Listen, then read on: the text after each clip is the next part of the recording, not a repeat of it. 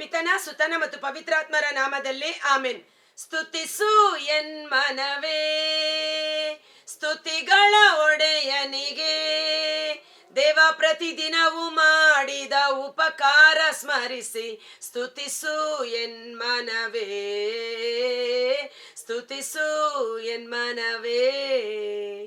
ಪ್ರಭು ಕ್ರಿಸ್ತರಲ್ಲಿ ಆತ್ಮೀಯ ಸಹೋದರ ಸಹೋದರಿಯರೇ, ಈ ದಿನದ ಮುಂಜಾನೆಯ ಜೀವಸ್ವರ ಕೀರ್ತನೆ 35 ಮುಂದುವರೆದ ಭಾಗ ವಚನ 17. ಇನ್ನೆಷ್ಟರವರೆಗೆ ಪ್ರಭು ನೀ ಸುಮ್ಮನಿರುವೆ ನೋಡುತ್ತಾ, ಬಿಡಿಸೆನ್ನ ಹಾವಳಿಯಿಂದ, ಸಿಂಹಗಳ ಬಾಯಿಯಿಂದ, ಕ್ರೂರವಾದ ಸಿಂಹಗಳ ಬಾಯಿಯಿಂದ, ನನ್ನನ್ನು ನಾಶ ಮಾಡಲು ಯತ್ನಿಸುವ ಶತ್ರುಗಳ ಕರಗಳಿಂದ ನನ್ನನ್ನು ಬಿಡಿಸು ಪ್ರಭು ಎಂದು ದಾವೀದನ ಒಂದು ಆರ್ತ ಪ್ರಾರ್ಥನೆ. ಆಗ ಮಹಾಸಭೆಯಲ್ಲಾಗ ನಿನ್ನನ್ನು ಕೊಂಡಾಡುವೆ, ಬಹು ಜನರ ಮುಂದೆ ನಿನ್ನ ಗುಣಗಾನ ಮಾಡುವೆ.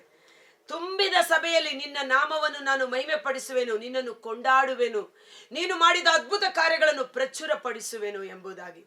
ನಾನು ಸಹ ಮರಣಾವಸ್ಥೆಯಲ್ಲಿದ್ದಾಗ, ಮರಣಕರವಾದ ಕಟ್ಟುಗಳು ನನ್ನನ್ನು ಕಟ್ಟಿ ಹಾಕಲ್ಪಟ್ಟು ಕೋಮಾದಲ್ಲಿದ್ದಾಗ ಮನಸ್ಸಿನಲ್ಲಿ ಮಾಡಿದಂತ ಪ್ರಾರ್ಥನೆ, ದೇವಾ ಈ ಮರಣಕರವಾದ ಕಟ್ಟಿನಿಂದ, ನಾಶನದಿಂದ ನನ್ನ ಜೀವವನ್ನು ತಪ್ಪಿಸಿ ಕಾಯ್ದು ಕಾಪಾಡು, ನಿನ್ನ ನಾಮವನ್ನ ಮಹಿಮೆ ಪಡಿಸುವೆನು ಎಂಬುದಾಗಿ ಅಷ್ಟೇ. ಆದರೆ ದೇವರು ಆ ಮರಣಕರವಾದ ಕಟ್ಟುಗಳಿಂದ, ನಾಶನದ ಕೂಪದಿಂದ ನನ್ನ ಪ್ರಾಣವನ್ನ ಬಿಡಿಸಿ ಸಂರಕ್ಷಣೆ ಮಾಡಿದರು. ಕಳ್ಳ ವೈರಿಗಳು ನೋಡಿ ಹಿಗ್ಗಲು ಬಿಡಬೇಡ, ಈ ಕಾರಣ ಶತ್ರುಗಳು ಕಣ್ಣು ಮಿಟುಕಿಸುವುದು ಬೇಡ. ಸಮಾಧಾನಕರವಲ್ಲ ಅವರಾಡುವ ನುಡಿಗಳು, ಮುಗ್ಧ ನಾಡಿಗರನ್ನು ಮೋಸಗೊಳಿಸುವ ಮಾತುಗಳು. ಅವರ ಮಾತುಗಳು ಸಮಾಧಾನಕರವಾದುದಲ್ಲ, ಚಾಡಿ ಮಾತುಗಳು, ಸುಳ್ಳು ಮಾತುಗಳು, ಮೋಸಗೊಳಿಸುವ ಮಾತುಗಳಾಗಿದೆ. ಇನ್ನೆಷ್ಟರವರೆಗೆ ಇದನ್ನೆಲ್ಲ ಕೇಳಿಸಿಕೊಂಡು ನೀನು ಸುಮ್ಮನಿರುವೆ? ಬಹುಶಃ ಈ ಒಂದು ಕೀರ್ತನೆ 35 ದಾವೀದ ಈ ಸಮಯವನ್ನ ನೆನಪಿಸಿಕೊಂಡು ಬರೆದದ್ದಾಗಿರಬೇಕು. 2 ಸಮುವೇಲ 16ನೇ ಅಧ್ಯಾಯದಲ್ಲಿ ಒಂದು ಘಟನೆ ನಡೆಯುತ್ತದೆ.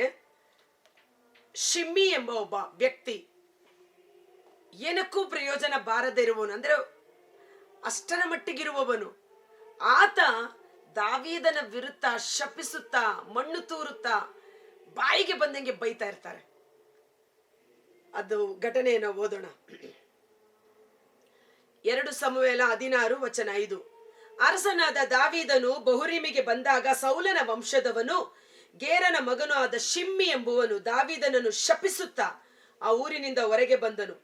ಅವನು ದಾವೀದನ ಎಲ್ಲಾ ಸೇವಕರು, ಎಡಬಲದಲ್ಲಿದ್ದ ಸೈನಿಕರು, ಶೂರರ ಕಡೆಗೆ ಕಲ್ಲೆಸೆಯ ತೊಡಗಿದನು.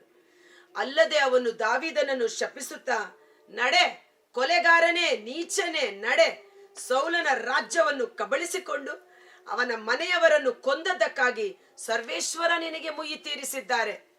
ಸೌಲನನ್ನ ತಳ್ಳಿ ಹಾಕಿದ್ದು ದಾವೀದ ಅಲ್ಲ, ಸೌಲನನ್ನ ದೇವರೇ ತಳ್ಳಿ ಹಾಕಿದರು. ಸೌಲನ ಕುಟುಂಬದವರನ್ನ ಕೊಂದದ್ದು ದಾವೀದ ಅಲ್ಲ, ಸೌಲ ದೇವರ ಅಭಿಷಕ್ತ ಯಾಜಕರನ್ನು ಕೊಂದದ್ದಕ್ಕಾಗಿ ಶತ್ರುಗಳಿಂದ ಅವನ ಕುಟುಂಬಸ್ಥರು ನಾಶ ಮಾಡಲ್ಪಟ್ಟರು. ಆದರೆ ಈ ಶಿಮ್ಮಿ ದಾವೀದನನ್ನ ಶಪಿಸುತ್ತಾನೆ. ಯಾರ ಮುಂದೆ?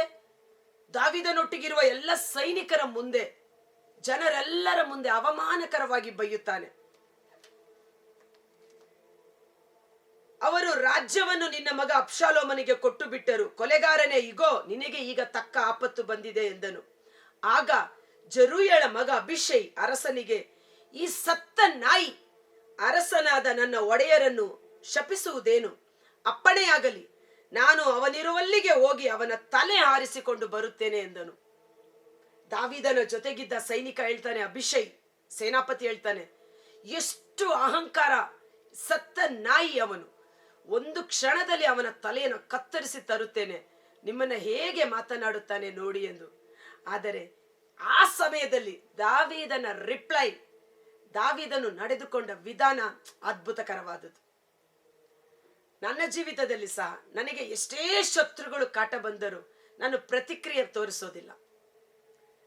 ನನ್ನ ಪ್ರತಿಕ್ರಿಯೆ ಏನಿದ್ರು ಪರಮಪ್ರಸಾದದ ಪ್ರಸನ್ನತೆಯಲ್ಲಿ, ದೇವರ ಸನ್ನಿಧಾನದಲ್ಲಿ, ದೇವಾ ನನ್ನನ್ನು ಸೇವೆಗೆ ಕರೆದದ್ದು ನೀನು ತಾನೆ, ನೀನು ಯುದ್ಧ ಮಾಡು ನನ್ನ ಪರವಾಗಿ, ವೈ ಶುಡ್ ಐ ಫೈಟ್? ನಾನು ಮಾಡುತ್ತಿರುವುದು ದೇವರ ಕೆಲಸವಾದರೆ ನೀನೇ ಅದಕ್ಕೆ ಜವಾಬ್ದಾರ ಅನ್ನುವ ರೀತಿಯಲ್ಲಿ ಇಲ್ಲಿ ದಾವೀದನ ಒಂದು ಸೀಕ್ರೆಟ್ ನೋಡೋಣ. ಅದಕ್ಕೆ ಅರಸನು, ಚೆರೋಯಳ ಮಕ್ಕಳೇ, ನನಗೆ ನಿಮ್ಮ ಗೊಡವೆಯೇ ಬೇಡ, ಬಿಡಿ, ಅವನು ಶಪಿಸಲಿ. ದಾವೀದನನ್ನು ಶಪಿಸೆಂದು ಸರ್ವೇಶ್ವರ ಸ್ವಾಮಿ ಅವನಿಗೆ ಆಜ್ಞಾಪಿಸಿದ ಮೇಲೆ ನೀನು ಹೀಗೇಕೆ ಮಾಡಿದೆ ಎಂದು ಅವನನ್ನು ಯಾರು ಕೇಳಲಾದೀತು ಎಂದು ಉತ್ತರ ಕೊಟ್ಟರು. ಇದಲ್ಲದೆ ಅವನು ಅಭಿಷೇಕು ತನ್ನ ಎಲ್ಲ ಸೇವಕರಿಗೂ, ನೋಡಿ, ನನ್ನಿಂದ ಹುಟ್ಟಿದ ನನ್ನ ಮಗನೇ ನನ್ನ ಪ್ರಾಣವನ್ನು ತೆಗೆಯಬೇಕೆಂದಿರುವಲ್ಲಿ ಈ ಬೆನ್ಯಾಮೀನನು ಹೀಗೆ ಮಾಡುವುದು ಯಾವ ಲೆಕ್ಕ, ಬಿಡಿ, ಅವನು ಶಪಿಸಲಿ. ಹೀಗೆ ಮಾಡಬೇಕೆಂದು ಸರ್ವೇಶ್ವರನೇ ಅವನಿಗೆ ಆಜ್ಞಾಪಿಸಿದ್ದಾರೆ. ಎಷ್ಟು ಚೆನ್ನಾಗಿ ಹೇಳ್ತಾ ನೋಡು. ನಿಮ್ಮನ್ನು ಪರಿಶೋಧನೆ ಮಾಡಲು ದೇವರೇ ಈ ರೀತಿಯ ಕೆಲವರನ್ನ ಕಳುಹಿಸಿಕೊಡಬಹುದು. ನಿಮ್ಮ ರಿಪ್ಲೈ, ಆ ಸಮಯ ಸಂದರ್ಭಕ್ಕೆ ನೀವು ಹೇಗೆ ವರ್ತನೆ ಮಾಡುತ್ತೀರಿ ಎಂಬುದಾಗಿ. ದಾವೀದ ಎಷ್ಟು ಜಾಣ್ಮೆಯಿಂದ ಹೇಳ್ತಾನೆ ನೋಡಿ. ಸರ್ವೇಶ್ವರನೇ ನನ್ನ ವಿರುದ್ಧ ಶಪಿಸುವುದಕ್ಕಾಗಿ ಅವನನ್ನ ಕಳುಹಿಸಿರಬಹುದು. ಅವನು ಶಪಿಸಲಿ, ಬಿಡು. ಬಹುಶಃ ಸರ್ವೇಶ್ವರ ನನ್ನ ಕಷ್ಟವನ್ನು ನೋಡಿ ಈ ದಿನ ಶಾಪಕ್ಕೆ ಬದಲಾಗಿ ನನಗೆ ಶುಭವನ್ನು ಅನುಗ್ರಹಿಸಿಯಾರೋ. ಇಂಥ ಒಂದು ಸತ್ತ ನಾಯಿ ಸಹ ನನ್ನನ್ನು ಬೈತಾ ಇದೆ. ನನ್ನ ಈ ಕಷ್ಟವನ್ನ ನೋಡಿ ದೇವರು ನನ್ನನ್ನು ಇನ್ನೂ ಹೆಚ್ಚಾಗಿ ಆಶೀರ್ವದಿಸುವವರಾಗಿದ್ದಾರೆ. Praise the lord.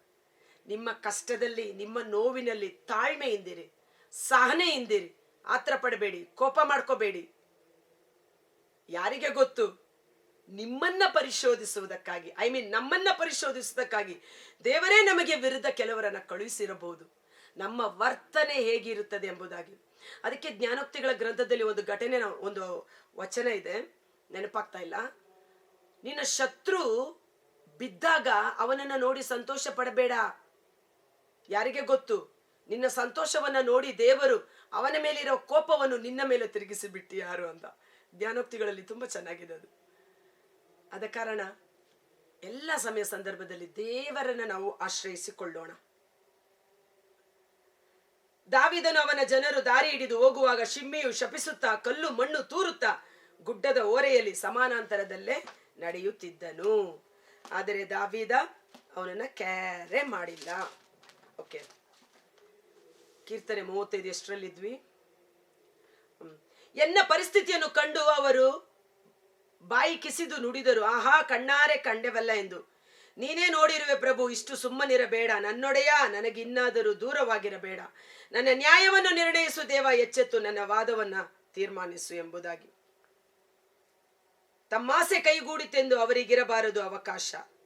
ನನಗಾದ ಕೇಡನ್ನು ನೋಡಿ ಹಿಗ್ಗುವವರು ಅವರಿಗಾಗಲಿ ಸಿಗ್ಗು.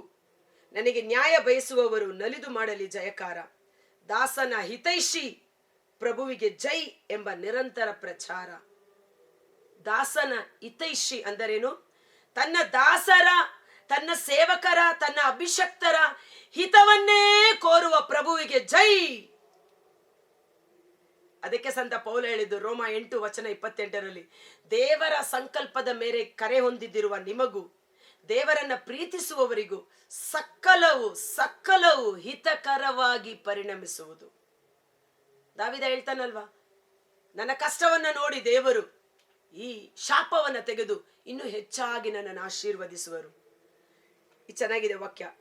27ನೇ ವಚನ, ದಾಸನ ಹಿತೈಷಿ ಪ್ರಭುವಿಗೆ ಜೈ. ತನ್ನ ದಾಸರಿಗೆ ಯಾವಾಗಲೂ ಹಿತವನ್ನೇ ಮಾಡುವ ಪ್ರಭುವಿಗೆ ಜೈಕಾರವಾಗಲಿ. ಆಮೇಲೆ ಚೆನ್ನಾಗಿದೆಯಲ್ಲ. ತನ್ನ ದಾಸರ ಹಿತವನ್ನೇ ಕೋರುವ ಪ್ರಭುವಿಗೆ ಜಯಕಾರವಾಗಲಿ. ಆಗೆನ್ನ ಜಿವ್ವೆ ಸಾರುವುದು ನಿನ್ನ ನೀತಿಯನ್ನು, ದಿನವೆಲ್ಲ ವರ್ಣಿಸುವುದು ನಿನ್ನ ಕೀರ್ತಿಯನ್ನು. ನನ್ನ ನಾಲಿಗೆ ನಿನ್ನ ಮಹಿಮೆಯನ್ನ ಸಾರುವುದು, ದಿನವೆಲ್ಲ ನನ್ನ ನಾಲಿಗೆ ನಿನ್ನ ಕ್ರಿಯೆಗಳನ್ನ ಕೊಂಡಾಡಿ ಸ್ತುತಿಸುವುದು. ಕರ್ತನಾದ ಯೇಸುವೇ, ಮುಂಜಾನೆ ಜೀವಸ್ವರವನ್ನು ಆಲಿಸುತ್ತಿರುವ ಪ್ರತಿಯೊಬ್ಬ ಸಹೋದರ ಸಹೋದರಿಯರು, ಅವರ ಕುಟುಂಬಗಳನ್ನು ನಿಮ್ಮ ಬಲಾಢ್ಯವಾದ ಗಾಯಗೊಂಡ ಕರಗಳಿಗೆ ಸಮರ್ಪಿಸುತ್ತೇನೆ. ದಾವೀದನ ವಿರುದ್ಧ ಶಿಮ್ಮಿ ಅಪಹಾಸ್ಯ ಮಾಡಿದ, ಕಲ್ಲು ತೂರಿದ, ಶಪಿಸಿದ, ಕೊಲೆಗಾರನೇ ಎಂದು ಹೀಯಾಳಿಸಿದ ದಾವೀದನು ಮೌನವಾಗಿ ಮುನ್ನಡೆದ. ದೇವರೇ ಕಾರ್ಯ ಮಾಡಲಿ ಎಂಬುದಾಗಿ. ಪ್ರಭು ಯೇಸು ಕಲ್ವಾರಿ ಶಿಲುಬೆ ಮೇಲೆ ಯಾತನೆಯನ್ನು ಅನುಭವಿಸುವಾಗ ಅವನ ಮುಖಕ್ಕೆ ಉಗುಳಿದರು, ಕೆನ್ನೆಗೆ ಒಡೆದರು, ಮೊಳೆಗಳಿಂದ ಜಜ್ಜಿದರು, ಅವ್ಯಾಚ್ಯ ಪದಗಳಿಂದ ಮಾತನಾಡಿದರು. ಆದರೆ ಪ್ರಭು ಯೇಸು ಪ್ರತಿಕ್ರಿಯೆ ನೀಡಲಿಲ್ಲ, ಮೌನವಾಗಿದ್ದರು.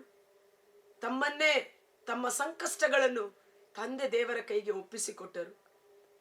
ಆ ಕಷ್ಟದಲ್ಲಿ ಮೌನವಾಗಿದ್ದು ಸಹನೆಯಿಂದ ತಾಳ್ಮೆಯಿಂದ ಸಹಿಸಿಕೊಂಡ ಕಾರಣ ಮುಂದಕ್ಕೆ ದೊರಕಿದ ಪ್ರತಿಫಲ ಮಹತ್ತರವಾದುದು. ಯಾಕೋಬ 1:12 ಕಷ್ಟ ಸಂಕಟಗಳನ್ನು ತಾಳ್ಮೆಯಿಂದ ಜಯಿಸಿರಿ, ನಿಮಗೆ ಜೀವವೆಂಬ ನಿತ್ಯ ಜೀವವೆಂಬ ಕಿರೀಟ ಜಯಮಾಲೆ ತನ್ನನ್ನು ಪ್ರೀತಿಸುವ ಪ್ರತಿಯೊಬ್ಬರಿಗೂ ದೇವರು ನೀಡುವರು. ಪ್ರಭು ಯೇಸು ಆ ಶಿಲುಬೆಯ ಸಮಯದಲ್ಲಿ ಮೌನವಾಗಿದ್ದ ಕಾರಣ ಇಂದು ಸರ್ವೇಶ್ವರನ ಬಲಪಾರ್ಶ್ವದಲ್ಲಿ ಸ್ವರ್ಗಲೋಕ ಭೂಲೋಕ ಪಾತಾಳ ಲೋಕದ ಸರ್ವ ಅಧಿಕಾರ ಉಳ್ಳವರಾಗಿ ರಾಜ್ಯಭಾರ ನಡೆಸುತ್ತಿದ್ದಾರೆ. ಅಂದು ಶಿಮ್ಮಿ ಮಾತನಾಡುವಾಗ ದಾವೀದನು ಮೌನವಾಗಿದ್ದ, ಪ್ರತಿಕ್ರಿಯೆ ನೀಡಲಿಲ್ಲ. ಶಿಮ್ಮಿ ಆದರೂ ಶತ್ರುಗಳಿಂದ ಸಂಹರಿಸಲ್ಪಟ್ಟ. ದಾವೀದ ಮುಂದೊಂದು ದಿನ ಅರಸನಾಗಿ ಸಿಂಹಾಸನ ರೂಢನಾದ. ನೀವು ನನ್ನವರು, ಆದ್ದರಿಂದ ಎಲ್ಲರೂ ನಿಮ್ಮನ್ನು ದ್ವೇಷಿಸುವರು, ಆದರೆ ಸಹನೆಯಿಂದಿರಿ, ತಾಳ್ಮೆಯಿಂದಿರಿ, ಕೊನೆಯವರೆಗೂ ಸೈರಣೆಯೆಂದಿರುವವನು ಜೀವೋದ್ಧಾರವನ್ನು ಹೊಂದಿಕೊಳ್ಳುವನು. ತಾಳಿದವನು ಬಾಳಿಯಾನು ಎಂಬ ಗಾದೆ ಮಾತು ನಿಮಗೆ ತಿಳಿದಿಲ್ಲವೇ? ದೇವರ ದಯೆ ಅನಂತ, ಅವರ ಕೃಪೆ ಅಪಾರ. ದೇವರು ತಮ್ಮ ಕೃಪಾವರಗಳನ್ನು ಯಥೇಚ್ಛವಾಗಿ ನಮ್ಮ ಮೇಲೆ ಸುರಿಸಲಿ. ಯೇಸುವಿನ ಅದ್ಭುತಕರವಾದ ನಾಮದಲ್ಲಿ ಪ್ರಾರ್ಥಿಸಿ ಬೇಡಿ ಹೊಂದಿಕೊಳ್ಳುತ್ತೇವೆ. ಆಮೆನ್. God bless you.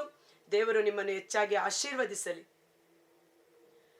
ಪ್ರಭು ಯೇಸು ಸಹನೆ ಮತ್ತು ತಾಳ್ಮೆಯ ಪ್ರತಿನಿಧಿಯಾಗಿ ಶಿಲುಬೆ ಮೇಲೆ ತನ್ನನ್ನೇ ಸಾಕ್ಷಾತ್ಕರಿಸಿಕೊಂಡರು. ಇವತ್ತು ನಿಮ್ಮ ಶತ್ರುಗಳಿಗೆ ನೀವು ಪ್ರತಿಕ್ರಿಯೆ ನೀಡದೆ ದೇವರನ್ನ ಆಶ್ರಯಿಸಿಕೊಳ್ಳಿರಿ. ದೇವಾಶ್ರಿತರು ಸುರಕ್ಷಿತರು. ಯುದ್ಧ ನಿಮ್ಮದಲ್ಲ, ದೇವರೇ ನಿಮ್ಮ ಪರವಾಗಿ ಯುದ್ಧ ಮಾಡುವರು. ಅಶ್ವಬಲ ಯುದ್ಧಕ್ಕೆ ಸನ್ನದ್ಧವಾಗಿರಬಹುದು. ಜಯವೋ ಕರ್ತನದು, ಜಯವೋ ದೇವರ ಮಕ್ಕಳದು. ಆಮೆನ್. Thank you.